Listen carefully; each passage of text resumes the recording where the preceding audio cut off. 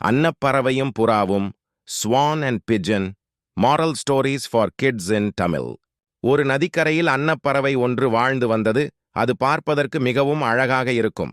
மற்ற பறவைகள் எல்லாம் அன்னப்பறவையை பார்த்து அதன் அழகை ரசிக்கும் அந்த அளவுக்கு அது அழகான பறவையாக இருந்தது. அந்த அன்னப்பறவை எல்லோரிடமும் நட்பாகவும் மற்றவருக்கு உதவி செய்யும் குணம் உடையதாகவும் இருந்தது. அந்த அன்னப்பறவைக்கு ஒரு புறா நண்பன் இருந்தான். அன்னப்பறவை எப்போதுமே மற்ற பறவைகளிடம் நாம் மற்றவருக்கு உதவி செய்ய வேண்டும், எல்லோரிடமும் அன்பாக இருக்க வேண்டும் என்று அறிவுரை சொல்லிக்கொண்டே இருக்கும். ஒரு நாள் வேட்டைக்காரன் ஒருவன் காட்டில் வேட்டையாட வந்திருந்தான். அவனுக்கு வேட்டையாட எந்த ஒரு பறவையும் விலங்கும் கிடைக்கவில்லை. அவன் கோபத்தில் அங்கேயும் இங்கேயும் சுற்றிக் கொண்டே இருந்தான். வெயிலின் தாக்கமும் அதிகமாக இருந்தது. கடும் வெயிலினால் அந்த வேட்டைக்காரனும் களைப்படைந்து ஒரு மரத்தடியில் போய் ஓய்வெடுக்க அமர்ந்தான். வேட்டைக்காரன் ஓய்வெடுத்துக் கொண்டிருந்த அதே மரத்தின் கிளையின் மேலே அன்னப்பறவை உட்கார்ந்திருந்தது. அன்னப்பறவை வேட்டைக்காரன் கீழே களைப்பாக இருப்பதை பார்த்து மேலே கிளையிலிருந்து கொண்டு அதன் சிறகினால் அவனுக்கு காற்று வீசி கொடுத்து கொண்டிருந்தது.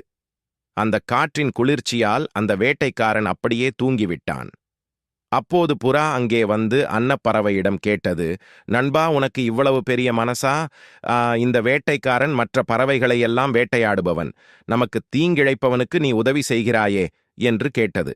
அதற்கு அந்த அன்னப்பறவை சொன்னது, நண்பா, வேட்டையாடுவது அவனுடைய தொழில். அதனால் அவனை நாம் தவறு சொல்ல முடியாது. இப்போது அவன் மிகவும் களைப்பாக இருக்கிறான். அதனால்தான் நான் என் சிறகினால் அவனுக்கு காற்று வீசி கொடுத்து கொண்டிருக்கிறேன் என்றது.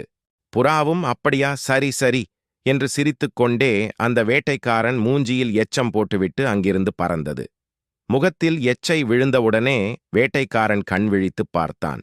கண் விழித்துப் பார்த்தபோது மேலே கிளையில் அன்னப்பறவை உட்கார்ந்திருந்தது. அந்த வேட்டைக்காரன் அன்னப்பறவைதான் தன் முகத்தில் எச்சமிட்டது என்று கோபத்தில் தன் அம்பை எடுத்து அந்த அன்னப்பறவை மீது எய்தான். அந்த அன்னப்பறவையும் துடிதுடித்து கீழே விழுந்து இறந்தது. பின்னர் வேட்டைக்காரன் அந்த அன்னப்பறவையை தூக்கிக் கொண்டு தன் வீடு திரும்பினான். தன்னுடைய நண்பன் புறாவினாலே அந்த அன்னப்பறவையின் உயிர் பிரிந்துவிட்டது.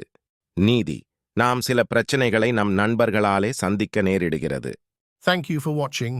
Share, like and subscribe.